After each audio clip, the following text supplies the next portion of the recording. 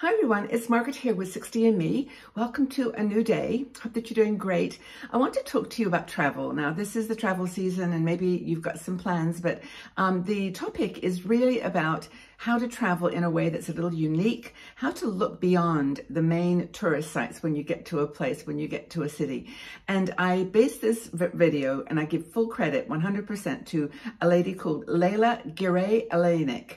Now, Leyla is a friend of mine. I've known her for years. She lives in France and we meet occasionally on the border in Switzerland and France to just have a gelato and chat. She's really amazing. She's got an incredible history as a journalist, a writer. She works for the UN, goes on various trips all around the world and lives like, in a very unique and special way. And I love her to bits. So Leyla, if you're watching, I want you to know that I read this article on your, I think it was your newsletter, and please sign up for it. Her website is called Women on the Road. Yeah, womenontheroad.com. And it's really, really cool. So she had this idea that when you go to a place, you tend to always go to the same places over and over, the classic iconic tourist sites. But the way, in her opinion, and it actually is mine as well, is when you go to a place, it's really wonderful to get beyond the tourist sites and do things that are really unique. And if you've got time in a place, to actually take the time to explore in a more experiential way. So, by the way, she has another, if you're interested in France, Leyla has a site called offbeatfrance.com, which is all about France. It's the most fascinating site about the quirky sides of France and how to travel in places in France in this unique way. So, don't just be a tourist is her message. Ride the bus. And now I love riding the buses. I think I've mentioned several times that when I've been on cruises, I've actually, instead of going on the classic, the organized excursion, I've jumped on a hop-on bus. Most cities in the world now have hop-on buses, or at least the big ones. And I love hop-on buses. You pay for a day of travel. You can get on and off, go around the circuit once completely so that you know where you are, and then just choose your places that you want to go. It's really, really fun. So ride the bus, the local buses too. Now, in Zurich, for example, I wanted to just get to know the city a bit. So I went to look at the bus tours. And then I realized, the paid bus tours. And then I realized I could just get on the local buses. I could just jump on a tram. And the trams took me everywhere. Now, they didn't have the little voices in my ear saying, this is, to your right is this.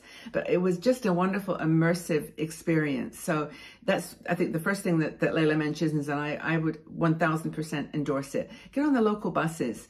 Use the hop-on, hop-off buses. There's a site called getyourguide.com. There's many of these now. Viator.com is another. But Get Your Guide, for me, has worked really well. You just go on the site and it says, where are you going? I'm going to Zurich. And then it tells you all the activities that you can sign up for, including all the bus tours, like the hop-on, hop-off bus tours. So I think that's really cool. Another thing is to take a local food or culinary cooking class.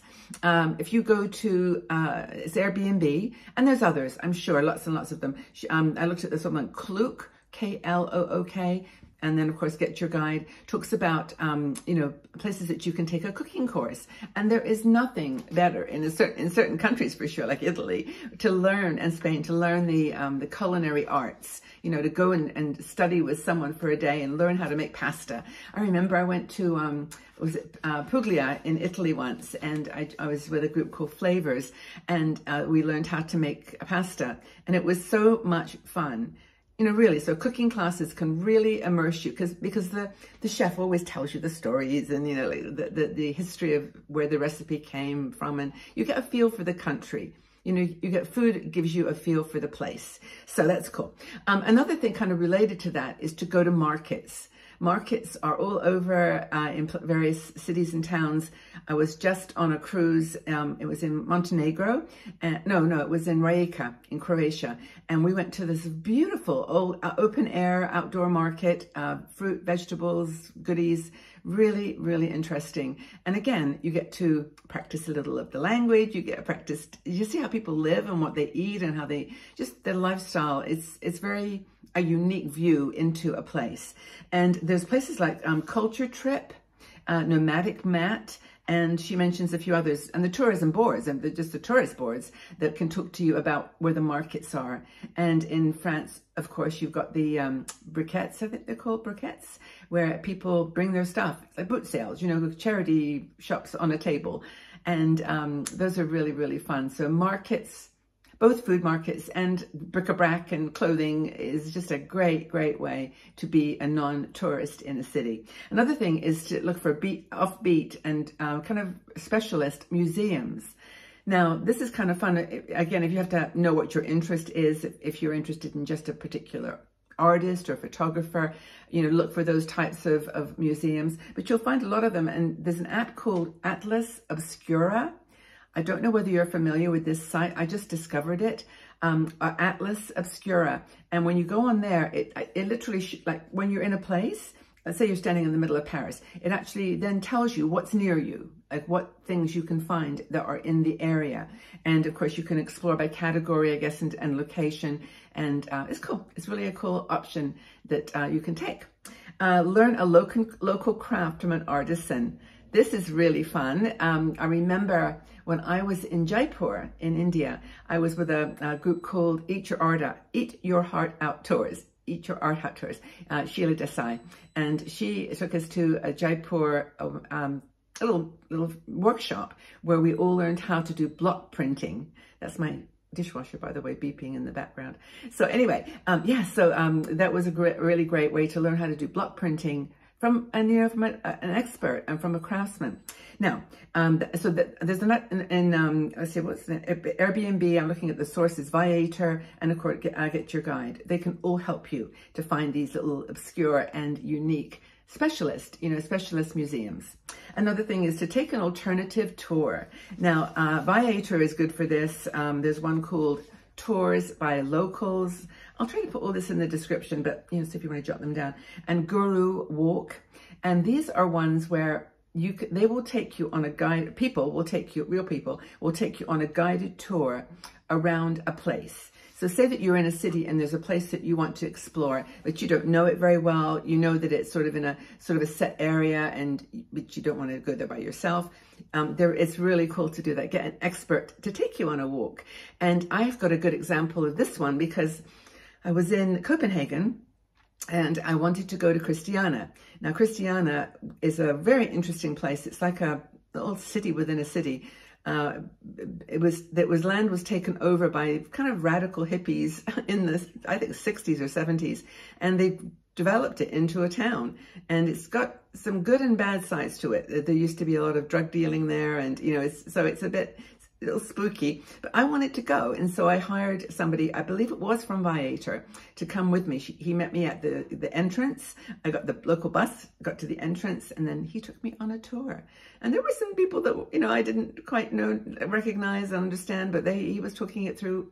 It was really, really fascinating. So that was taking an opportunity to take a walking tour with an expert. Take in some local culture by just sitting on the bus, in the cafe. People watch. I mean, I do this all the time. I think Leyla does too. But it's just take in the culture by being there. Don't feel like you have to go to tick box 1, 2, 3 sites. Just be there and explore. And cafes, for me, are my place. I love just sitting in a cafe. You can stay with a local family. There's a lot of programs like that where you can do home shares, like in Bali, for example. I think they call them, is it home share? No, it's not home shares, but they're where you go and literally have a room in someone's house, like bed and breakfast, but on a much sort of more local scale.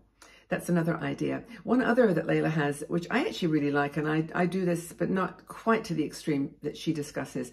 I actually go to local churches. Now, she says sit through the service, just sit through the whole service, just be there in the church and experience the whole practice. I usually go in and just sit and, just appreciate the usually architecture and the design and the wonder of it all. And, but, she said, go to the church, just hang out and appreciate a service. Really one cool thing to do. Finally, Leyla talks about something that is near and dear to my heart, and I know many of you too, and that's bookstores. And I go to the local bookstore. They can be like a magnet for people, and also a reflection of a town. And they also always say that you can tell, the beauty of a town by the number of bookstores or the intellectual level of a town. Not that that's a measure you really care about, but it's, you know, it's a bookstore that, depending on where it's located, it can be very regional, like localized, and it can also just be a bookstore for the country, even if they're not in your language. They always normally have a little magazine section or English section, but you know, just go to a bookstore or to a library. Libraries are fun too. But that's some ideas that Leyla had. Leyla from womenontheroad.com. Leyla, thank you for these brilliant ideas, and I hope they've inspired you. It certainly inspired me again, made me want to get on the road. A woman on the road. But her site is Women on the Road. But take good care of yourselves. If you're on the road traveling, let us know where you are. If any of these things have worked for you in your tourist adventures, I'd like to know. Share with us. We're here for you. You're here for us. Okay, everybody, have a fabulous day wherever you are in your hometown or traveling, and know that you're respected and loved here. I can't wait to speak with you again. Take really good care. Go out in the world. Shine. Take care.